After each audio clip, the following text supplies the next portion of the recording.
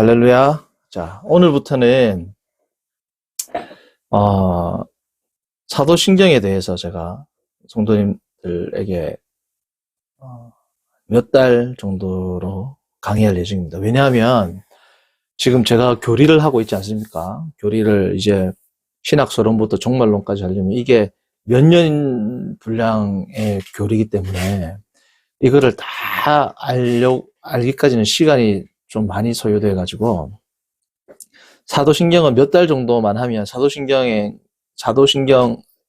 내용을 다 공부를 하면 사실은 실론부터 해가지고 종말론까지의 내용이 축약적으로, 집약적으로 나와 있는 게 사도신경이라 할 수 있거든요. 그래서 성도님들께서 사도신경을 제가 이제 몇 달 정도에 끝낼 겁니다. 그러면 사도신경 전체를 한번 보면 전체 교리를 한번 보는 효과를 가질 수 있기 때문에 제가 사도신경을 준비를 했습니다.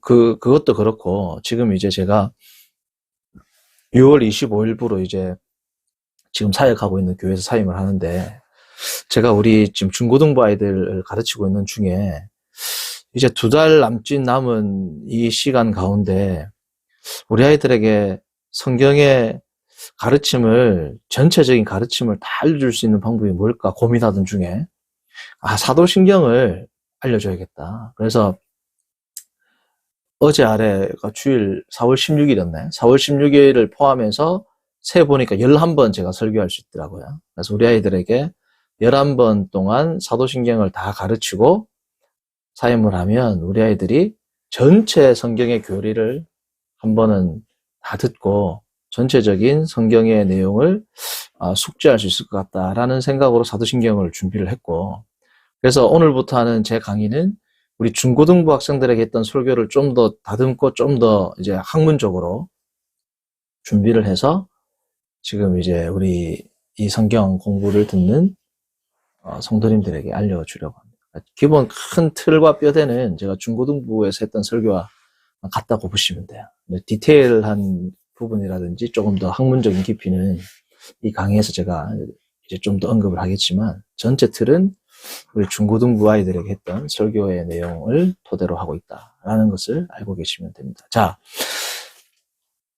지도를 한번 볼까요? 지도를 보시면 이게 지금 제가 네이버 지도에서 검색을 한 겁니다. 그래서 서울에서 우리 이 청송 지역에 제일 유명한 관광지가 어디냐 하면 주황산이잖아요. 그래서 서울에서 주황산까지의 가는 길을 알기 위해서는 이게 소위 이 지도가 필요합니다. 자, 우리 아이들에게도 제가 물어봤거든요. 서울에서 주황산까지 갈 때의 지도는 이런 지도가 필요한 겁니다. 그렇죠? 요거는 뭐냐면 주황산 내부의 지도예요. 주황산 내부에. 다시 말하면 등산로입니다. 주황산에 들어가면 여기에는 탈의실이 있고 화장실이 있고. 자, 서울에서 주황산까지 갈 때 필요한 지도는 이 지도일까요? 아니면 이 지도일까요? 첫 번째 지도란 말이죠. 그죠? 그래서 이 지도는 주황산에 대한 지도 맞습니다. 틀림없는 주황산을 여행하는 데 필요한 지도이긴 하지만 목적과 용도에 따라서 타 지방에서 주황산으로 갈 때에는 이 지도가 별로 의미가 있어요, 없어요? 별 필요가 없단 말이죠. 이 지도는 언제 필요합니까? 주황산에 도착해가지고 주황산을 좀 더 꼼꼼하게 살펴보고 주황산을 등산할 때 필요한 지도가 지금 이 지도인 겁니다. 제가 이 지도의 사진 2개를 우리 성도님들께 말씀드리는 이유는 사도신경은 마치 이 지도와 같은 거죠. 이 지도와 같다.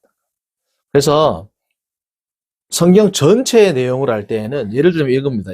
이 지도는 마태복음 8장에 하나님의 뜻이 무엇인가 와 같은 의미를 나타내는 지도라고 보시면 돼요. 그러면 마태복음 8장 안에 있는 내용 중요하죠. 그러나 성경 전체의 가르침을 보기 위해서는 그렇게 성경 각 권, 각 구절 혹은 각 단어에 들어가는 것은 좀 더 디테일하게 들어가는 거고, 성경 전체를 보기 위해서는 소위 말하는 large scale map, 큰 지도가 있어야 된단 말이죠. 그렇죠? 그 지도가 이게 큰 지도, 성경 전체를 관통하는 창세기부터 계시록까지의 전체적인 가르침을 관통하는 성경의 가르침이 뭐다? 이 사도신경입니다. 사도신경. 사도들의 신, 믿음, 경, 말씀 경자가 우리 성경할 때도 그 경자잖아요. 믿음에 대한 가르침, 말씀, 사도들의 가르침. 그게 뭐예요? 사도신경입니다. 자, 그러면 이 사도신경이 어떤 내용으로 되어 있느냐? 자, 성도님들 이게 왜 중요하냐면 사도신경이 어떤 내용으로 되어 있느냐라는 말은 다시 말하면 뭐예요? 사도신경이 전체 성경의 내용을 축약해서 알려주는 거라 그랬지 않습니까? 그럼 사도신경의 내용은 곧 무슨 내용이에요? 성경의 내용이 된단 말이죠. 자, 그래서 사도신경의 내용을 이 구조를 살펴보는 것은 성경 전체의 구조를 살펴보는 것과 맥을 같이 합니다. 그렇죠? 자, 그럼 사도신경의 내용이 뭡니까? 크게 세 가지입니다. 세 가지. 그러니까 결국은 성경은 뭐예요? 삼위일체 하나님에 대한 내용입니다. 삼위일체 하나님의 내재적 사역, 그리고 이 내재적 사역이 어떻게 외재적 사역으로 펼쳐지는지에 대한 계시가 뭡니까? 성경 계시거든요. 그래서 기본적으로 성경 계시의 내용은 삼위일체 중심적인 내용입니다. 그렇죠? 그러니까 Central Trinitarian Structure라고 할 수 있죠. 그래서 삼위일체 중심적, 그래서 경륜적 삼위일체 혹은 내재적 삼위일체가 경륜적이 아니지, 본체론적 삼위일체 혹은 내재적 삼위일체가 어떻게 경륜적 혹은 외향적 삼위일체로 드러나는지에 대한 그 책이 성경이다. 그러므로 성경의 본래의 취지가 이렇기 때문에 내가 성경을 통해서 어떤 해답을 구하고 싶다.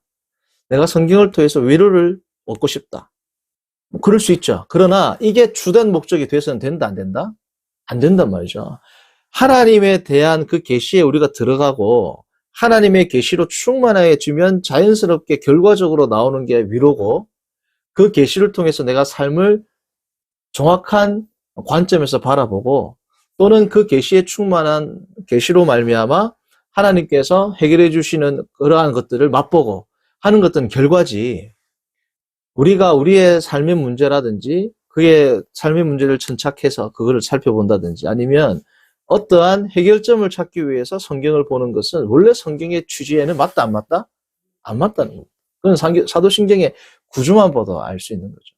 자, 사도신경을 보시면 미싸움이라는 단어가 총 4번 나오거든요. 한글에. 라틴어도 마찬가지입니다. 그런데 마지막에 영원히 사는 것을 미싸움나이다. 이거는 이제 정리하는 거고, 크게 보면 성부 하나님에 대한 내용에서 미싸움이가 나오죠. 성부 하나님에 대한 내용이죠. 그 외아들부터 해가지고 심판하러 오시리라까지가 성자 예수님이죠. 거기에도 뭐예요? 미싸움이어가 나옵니다. 그리스도를 믿사오니, 그죠? 크레도라는 라틴어가 나는 믿습니다. 그래서 새로 번역한 사도신경은 나는 믿습니다로 시작하죠. 이 크레도를 강조하기 위해서. 그럼 세 번째는 뭡니까? 성령에 대한 내용이에요. 그래서 사도신경 자체가 삼위 중심적이다. 삼위일체적 신앙 고백을 가지고 있는 것이 사도신경이 된다. 그러니까 삼위일체에 대한 신앙 고백이 왜 중요한 것인지 이제 곧 살펴보겠습니다. 자, 그 전에 사도신경에 대한 오해가 있어요. 전설 같은 겁니다. 그 오해라는 것은 다름 아닌 뭐냐면, 사도들이 오순절에 성령 강림을 하지 않습니까? 성령 강림절. 그때 성령 하나님으로부터 직접 계시를 받아서 12항의 내용을 각 사도가 번갈아 가면서 썼다라는 그러한 전설이 있습니다. 예를 들면 이런 거죠. 1번을 첫 번째 항목을 베드로가 쓰고, 예를 들면 수사도니까, 두 번째는 뭐 야고보, 세 번째는 요한, 이런 식으로 해가지고 12명의 사도들이 받아서 적었다라는 그러한 설이 있는데, 그것은 사실은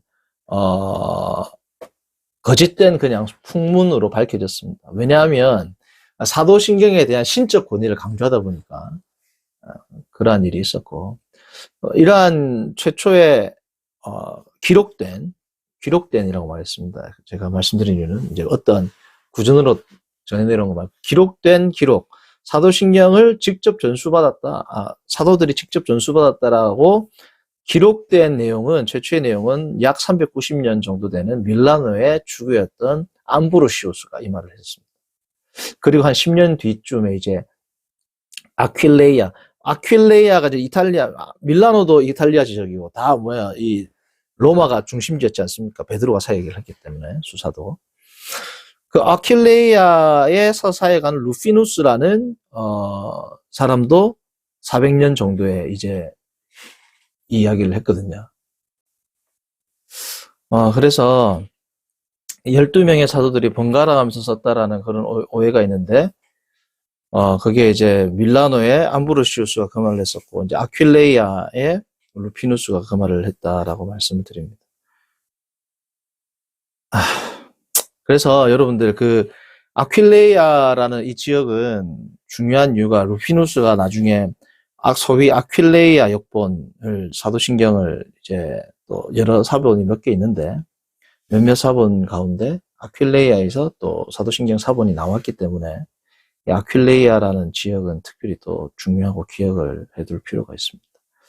심지어 이제 루피누스는 자기가 가지고 있는 이 아퀴레이아 혹은 아퀼라, 발음에 따라 아퀼라라고 하는데, 이 아퀼라 사본이 신적 권위를 부여하기 위해서 뭐라고까지 이야기했냐면, 자기가 직접 계시를 받았던, 사도들이 직접 한 절씩, 계시를 받았던 그 내용에 대한 사본을 자기가 전수받았다. 라고 이야기를 하기도 했습니다. 자기가 가지고 있는 사본의 권위를 높이기 위해서. 근데 제가 말씀드렸던 바와 같이 이거는 그냥 전설에 지나지 않는다라는 것이 이제 밝혀졌고요. 그런 이유 때문에 이제 동방교회, 서방의 로마교가 있으면 1054년에 이제 필리오케 논쟁을 이제 또 여러 가지 논쟁이 있는데 어쨌든 필리오케 논쟁이 가장 이제 주도적인 이유 중에 하나였다라고 이제 학자들이 보는데 1054년에 필리오케 논쟁은 오늘 잠깐 이야기를 할 겁니다. 깊이는 안 다루더라도. 어쨌든 이것 때문에 이제 동방 종교와 서방의 로마 가톨릭이 나눠지거든요. 그래서 서방 전통을 지금 우리 개신교도 다 따르지 않습니까? 그래서 이 서방 전통을 따르는 교회들은 사도신경을 암송을 하는데 동방교회 전통을 따르는 자들은 사도신경은 이런 전설 속에서 이루어진 거기 때문에 우리는 받아들일 수 없다. 그래서 그들이 받는 신조, 그들이 고백하는 예배시에 고백하는 내용은 뭐냐면 소위 말하는 니케아 콘스탄티노플 신경입니다. 381년 제2차 콘스탄티노플 공의회에서 이제 네스토리우스 이단을 이제 정죄하면서 예수 그리스도의 인성을 이제 좀 더 공고히 하면서 나왔던 신앙 고백의 내용이 뭐냐면 니케아 콘스탄티노플 신경이거든요. 요거는 우리 장로교 전통 그리고 개혁주의 전통에서도 정통 신앙 고백으로 인정을 합니다. 그래서 역사적으로 정통 신앙 고백이 3개가 있거든요. 사도신경 가장 먼저 고백됐던 사도신경, 두 번째가 콘스탄티노플 신경, 그리고 세 번째가 이제 뭐냐면 한 450년 정도에 한 콘스탄티노플 신경이 이제 발표되고 한 70년 후 정도 되겠죠. 450년 정도에 이제 유명한 아타나시우스 신경이 있습니다. 아타나시우스는 성도님들 지금 우리가 신학 서론하지 않습니까? 신학 서론에서도 정경론에서 엄청나게 중요한 인물입니다. 엄청나게 중요한 인물. 왜냐하면 아타나시우스가 이제 집사로부터 시작해서 주교까지 올라가거든요. 알렉산드리아, 이집트 알렉산드리아 당시에는 수도였죠. 알렉산드리아가 어느 정도로 발전했냐면 거기에 유대인이 100만 명이 살았다라는 그런 말이 있을 정도로 엄청나게 큰 도시였습니다. 알렉산드리아 당시에는. 이 알렉산드리아 이제 비숍까지 주교까지 가게 되는데 이 아타나시우스가 왜 중요하냐? 아타나시우스가 이제 이 아타나시우스 신경은 아타나시우스가 AD 373년에 이제 하나님의 부르심을 받았는데 한 80년 이후에 이 아타나시우스 신경이 이제 기록된 것으로 추정이 되는데 아타나시우스 생전에는 무슨 일이 있었냐면 아타나시우스가 39번째 부활절 축일 편지라는 게 있습니다. 그게 뭐냐면 이게 한글로 번역하니까 이제 조금 그런데 그게 뭐냐면 아타나시우스가 쓴 영어로 말하면 fast letter 혹은 fast epistles. fast 하면 뭐냐면 우리가 페스티벌 할 때처럼 그래서 기독교에서 가장 큰 페스트 축제가 뭐예요? 부활절이거든요. 그래서 이 부활절을 당시의 부활절은 뭐냐면 예수 그리스도가 부활한 날이잖아요. 근데 예수 그리스도가 부활한 날을 추정할 때는 성경을 보면 6월절 다 다음 날이잖아요. 그렇죠? 니산월 15일 날 예수님께서 돌아가셨고 성금요일이라고 칭하고 주일이니까 금토일 3일째 되는 날에 부활하셨기 때문에 당시 유대력으로 이제 계산을 하는데 이때 당시는 태양력을 썼잖아요. 우리로 말하면 양력. 그럼 이 계산을 해야 되잖아요. 계산을 하면 지금 우리도 매년 부활절이 날짜가 다르지 않습니까? 그래서 이 계산을 당시에 천문학과 점성술이 가장 발전한 로마 제국의 도시가 어디였냐면 알렉산드리아거든요. 그래서 알렉산드리아에서 매년 이때가 부활절이라고 공표를 합니다. 그리고 이때 지켜라. 그러면서 이제 니케아 공의회가 325년에 열리는데 그 이후에 부활절에 대해서 언급을 하면서 그때 이제 중요한 신학적인 발표도 하거든요. 그때 이제 아타나시우스가 368년인지 정확하게 지금 이 연대가 기억이 안 나는데 아타나시우스가 자기의 이제 39번째 368년인지 367년인지 아주 정확하게 지금 367년 8년 요 정도 될 겁니다. 367년 아니면 8년이에요. 어쨌든 그때 이제 부활절 39번째 부활절 편지라는 걸 썼는데 그 안에 뭐가 들어있냐면 정경 목록이 들어있는 거예요. 그 안에 정경 목록이 들어있는데 구약 정경에 대해서도 써놨고 신약 정경에 대해서도 써놨습니다. 구약 정경은 지금 우리가 보는 구약 성경하고 거의 똑같아요. 거의 98% 거의 똑같은데 뭐가 틀리냐면 에스더서가 정경에서 빠지고 에스더서를 외경으로 넣었어요. 이 아타나시우스가. 그리고 외경에 들어있는 바룩서 그리고 예레미야 편지 혹은 예레미야 서신을 정경으로 넣었습니다. 그래서 지금 정경하고 조금 틀리고요. 신약 성경은 지금 정경 목록하고 똑같습니다. 그래서 이 아타나시우스의 편지 39번째 편지가 중요한 거예요.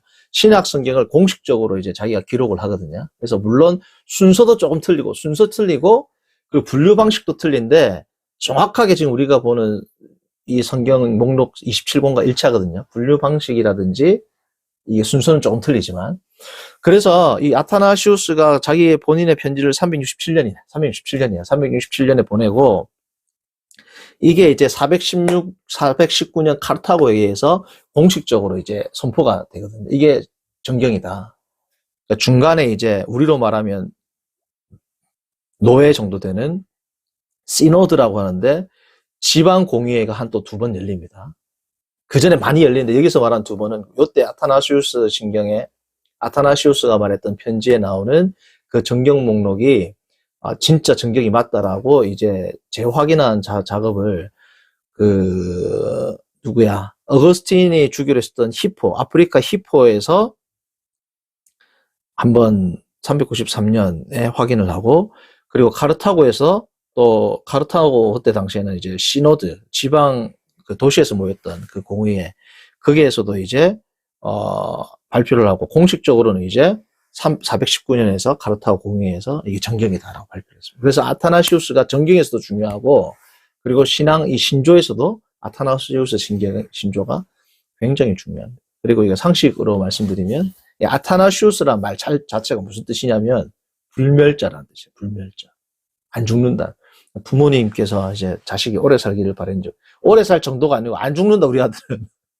그래서 헬라어로 아가 뭐냐 하면 아니다라는 거거든요. 그래서 영어에서도 접두어가 A가 아가 쓸 때는 반대 의미를 쓸 때가 있거든요. 안티의 개념이 있어요. A가. 그래서 타나토스 하면 죽음입니다. 아타나시우스잖아요. 그래서 안 죽는다라는 뜻을 가진 헬라어 알파하고 타나토스 죽음이라는 단어하고 우시오스가 뭐냐면 우시오스가 뭐냐면 본질이거든요. 죽지 않는 본질을 가진 아들 이 뜻이거든요. 그게 불멸자잖아요. 그래서 어쨌든 이 사도신경에 대한 오해를 하다가 말씀드렸는데 사도신경은 12명이 쓴 것은 전설이기 때문에 동방종교에서는 우리는 사도신경이 아니라 뭘 배운다? 니케아 콘스탄티노플 신조를 우리는 채택하고, 그리고 니케아 콘스탄티노플 신조와 더불어서 정통 보수주의에서는 사도신경, 니케아 콘스탄티노플 신경, 그리고 아타나우시우스 신경 이 세 개를 정통 신앙 고백으로 채택한다. 제일 짧은 게 사도신경이고요. 그 다음이 니케아 콘스탄티노플 신경. 나중에 한번 제가 전문을 한글로 번역된 거 가져왔는데 한번 읽어보시면 좀 길어요. 그리고 가장 긴 게 이제 아타나시우스 신경이거든요. 근데 아타나시우스 신경은 처음 시작하고 마지막을 보면 되게 겁납니다. 되게 겁나게 써놨어요. 성도님들 그거다 오늘 나중에 이거 강의 듣고 나서 인터넷 검색해도 나와요. 뭐라고 써놨냐면 제가 첫 번째하고 마지막 부분 제가 써왔거든요. 뭐라고 써놨냐면 이게 처음 이래 시작합니다. 사도신경이나 니케아 콘스탄티노플 신경은 나는 믿습니다 이렇게 시작하거든요. 아타나시우스 신경은 누구든지 구원받으려면 먼저 공교회의 신앙을 가져야 합니다. 이 신앙을 완전 무결하게 지키지 않으면 반드시 영원히 멸망할 것입니다. 공교회의 신앙은 이것입니다. 쫙 써놔요. 그리고 마지막에도 쫙 다 하고 나서 제일 길거든요. 그래서 이 아타나시우스 신경도 보수 교단에서는 성찬식 때 한 1년에 한두 번 정도는 암송한다라고 제가 들은 적이 있습니다. 보신 교단에서도 어떤 교회는 한다라는 말이 있더라고요. 사도신경보다는 훨씬 더 디테일하게. 마지막에는 어떻게 해놨느냐? 쫙 해놓고 이것이 공교회의 신앙입니다. 이것을 확실히 그리고 신실하게 믿지 않으면 구원받을 수 없습니다. 엄청 겁나잖아요. 그죠? 그래서 다 이렇게까지 써놨습니다. 그래서 이 사도신경에 대한 오해, 이 작성에 대한 오해가 있으면 두 번째는 용어에 대한 오해가 있습니다. 용어에 대한 오해는 뭐냐면 소위 말하는 심볼룸 아포스톨로룸이라 부르거든요. 심볼룸 아포스톨로룸이란 건 뭐냐면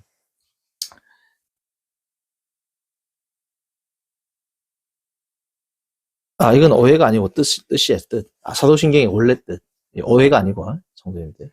사도신경의 원래 이 명칭이 무슨 뜻이냐면 사도들의 아포스톨로룸 하면 뭐냐면 사도들의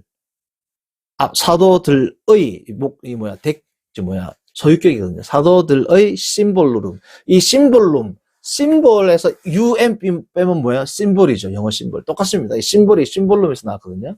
심볼룸이란 건 뭐냐면 우리가 말하는 상징입니다. 상징. 그리고 또 무슨 뜻이냐면 패스워드라는 뜻이죠. 패스워드. 그러니까 우리가 로그인 하려면 패스워드를 치니까 이 패스워드는 뭐예요? 하나의 관문 같은 거죠. 그리고 이 패스워드가 지금 제 아이디를 쓰는 사람이 진짜 이 사람이라는 것을 확인해 주는 게 뭐예요? 패스워드죠. 그러니까 패스워드 혹은 이 심볼이라는 뜻은 뭐냐면 사도들의 가르침으로 들어가는 관문이 뭐다? 진짜 사도들의 가르침이라는 것을 받아들이려면 뭘 패스워드로 들어가야 된다? 이 사도신경이 패스워드와 같은 거라. 그러니까 그만큼 사도신경이 뭐예요? 중요하다라는 거예요. 그래서 사도신경에 대한 이 명칭이고, 혹은 초대교회 교부들이 사도신경을 이렇게 부르게 됐습니다. Regula Fidei. 소위 말하면, regular 하면 영어로 regulation. 법규들, 규례들. 그러니까 fidei 하면 뭐냐면, faith, 신앙이거든요. 영어로도 fidelity라면 신뢰도 신뢰 이런 거거든요. 그러니까 신뢰도 fidei가 이 소유격이거든요. 그러니까 신앙의 규례들. 다시 말하면 사도신경이 신앙의 뭐예요? 규범이다. 이 규범을 넘어가면 된다, 안 된다? 안 된다라는. 자, 그래서 아까 12개는 살펴봤고요. 자, 그래서 이 사도신경은 니케아 콘스탄티노플 신경은 이렇게 깁니다. 그래서 이거는 인터넷에서 찾아봐도 나오거든요. 이 빨간색으로 빨간색으로 줄친 부분은 뭐냐면 원래 니케아 콘스탄티노플 신경이 동방에서 나왔거든요. 동방에서 나왔는데 요게 서방에서 받아들일 때 라틴어로 번역을 하면서 요거는 원래 동방 헬라어에는 없던 구절입니다. 그건 삽입을 한 거고요. 요거는 신학적으로 원래는 없었습니다. 근데 이거는 삽입한다고 해서 신학적으로 큰 문제가 안 됐기 때문에 괜찮은데 뒤에 이제 요게 이제 엄청난 논쟁을 낳습니다. 이게 소위 말하는 필리오케입니다. 필리오 하면 아들이란 뜻이거든요. 아들. 그래서 라틴어로 꾀가 뭐냐면 그리고입니다. 그래서 성령 하나님께서 성부 하나님과 성부 하나님으로부터 나오신다. 이게 동방교회의 교리고, 서방 전통은 성부와 성자로부터 나온다가 서방 교리의 전통이거든요. 요것 때문에 분리가 돼요. 동방교회하고 서방교회가. 그러니까 동방교회가 주장하는 건 뭐냐면, 근데 동방교회도 가르침은 성자로부터 나온다라는 가르침은 부인하지 않았습니다. 그러나 이것을 신앙 고백에 넣는 것은 이제 거부를 했거든요. 그래서 다음에 신론을 할 때 좀 더 자세히 다루겠지만, 서방 전통하고 동방 전통하고 뭐가 조금 차이나면, 서방 전통은 삼위일체에서 존재를 강조합니다. 존재. 혹은 단일성. 그래서 동방 전통은 여기서 말하는 동방은 그리스입니다. 그리스 전통은 뭐냐 하면 관계 혹은 역동성, 삼위일체 하나님의 역동성 혹은 관계 중심으로 삼위일체를 좀 더 그걸 강조를 하고, 서방 전통은 뭐라고? 존재 그리고 단일성에 대해서 강조를 하게 되는데, 이제 이게 나중에 이제 이 소위 말하는 성령의 발출, 성령이 어떻게 나오는지에 따라서 성부와 성자로부터라는 서방 전통과 성부로부터라고 이야기하는 동방 전통이 있다. 그러나 신학적으로는 양측 모두 다 성부로부터 성자를 통해서 나온다라는 신학 사상은 인정을 합니다. 동방 교리에서도 그걸 거부하지 않습니다. 서방에서도 성부로부터만 나온다를 거부하는 거지, 성부로부터 나온다라는 것을 거부하지 않습니다. 교리적으로는 인정하지만 공식적으로 문서화할 때는 요거를 어떻게 한다? 동방에서는 성자로부터를 빼고 서방은 넣습니다. 그래서 우리가 잘 아는 이제 교회의 일치와 화합을 아주 중요하게 생각했던 요한 바오로 2세 교황 있잖아요. 그 바오로 2세가 이제 교령을 내거든요. AD 2000년, 그러니까 한 23년 전에. 그때 도미누스 주 예수님이라는 이 교령을 냅니다. 그때 보면 일부러 성자로부터 빼요. 교회의 일치와 화합을 위해서, 본문을 보면. 그래서 동방교회하고 우리가 합치하기를 원한다. 그래서 이 말을 일부러 빼가지고 이제 이 선포를 하지만, 그러나 지금도 서방의 정통적인 견해는 이걸 넣는다. 그리고 요한 바오로 2세가 이거를 발표했는데, 우리 한국 가톨릭 협의회라고, 한국 전체 가톨릭 있잖아요. 총회라고 합니까? 어쨌든. 거기에서 이제 번역해서 낼 때에는 요한 바오로 2세는 빼서 내는데, 한글로 번역해서 낼 때는 다시 넣어서 넣습니다. 그 정도로 이 구절을 가톨릭에서는 꼭 넣는 것을 이제 추구를 한다. 이 이유는 나중에 성도님들, 나중에 이 사도신경 저 뒷부분 성령할 때 제가 다룰 겁니다, 이거. 자, 오늘은 여기까지 할 겁니다. 사도신경을 반대하는 이유까지 하고. 자, 그런데 사도신경을 공식적인 신앙 고백으로 반대하는 사람들이 있습니다. 왜냐하면, 아까 동방교회에서도 그랬다 그랬죠. 왜냐하면 사도신경은 사도들이 직접 썼다, 안 썼다? 안 썼단 말이죠. 사도들이 직접 쓴 글이 아니기 때문에 이것은 영감된 것이 아닌데, 영감되지 아니한 이 신조를 혹은 신경을 왜 교회에서 공식적인 신앙 고백으로 채택하느냐라는 비판을 하기 때문에 사도신경을 거부하는 사람들이 있어요. 그런데 사도신경을 거부한다 이러면 성도님들, 이거는 정통 교회에서는 받아들일 수 없는 이야기입니다. 자, 그런데 왜 사도신경을 그들이 반대하는 이유가 온당하지 않느냐? 성도님들, 사도들이 기록한 것이 아니다라는 이 반대가 참이려면 마가복음하고 누가복음도 성경이 아니어야 돼요. 마가 사도입니까? 아닙니까? 아니죠. 누가 사도 아니죠. 히브리서도 사도 바울이 썼다라고 말하는 사람은 오히려 소수고 작자 미상이란 말이죠. 그러면 마가복음, 누가복음, 히브리서 이게 다 성경이 아닌 거예요. 심지어 우리가 누가복음 1장 1절부터 4절까지 보면 누가가 쓸 때 뭐라고 합니까? 사도들도 성경을 쓸 때 직접 계시를 받아서 쓴 게 아니고 여러 자료를 모아가지고 성령의 감동으로 그들이 직접 자료를 배열하고 용어를 선택하고 기록했다. 그러니까 마태, 마가, 누가를 보면 순서상의 차이가 있는 게 있지 않습니까? 그러면 성경도 하나님의 직접 계시로 쓴 거 아니야. 그렇죠? 자료들을 모아서 썼단 말이죠. 그러면 성경의 영감까지도 거부할 수 있는 그러한 뭐예요? 논리적인 허점이 생긴다. 그래서 사도들이 직접 계시를 받아서 쓴 것이 아니기 때문에 권위를 부여할 수 없다라는 그들의 말을 만약에 받아들인다면 마가복음과 누가복음과 히브리서도 성경으로 채택할 수 없을 뿐더러 직접 받아서 쓴 것이 아니다라는 것을 강조한다면 신약 성경 자체도 무너집니다. 구약 성경도 다 무너진단 말이죠. 그러니까 이런 것들은 온당한 반대가 될 수가 없다. 그래서 사도신경은 정통 신앙 고백이고 이것은 우리가 꼭 알아야 할 regular fide 혹은 심볼룸 아포스톨로룸이라고 생각을 하시면 됩니다. 다음 시간에는 뭘 하느냐면 이 사도신경의 유래, 사도신경이 지금 우리가 이 암송하는 이 전체 풀 센텐스가 원래는 없었겠죠. 그럼 어디서부터 이 사도신경이 유래되었느냐에 대해서 우리가 다음 시간에 살펴보도록 하겠습니다. 네, 이상입니다.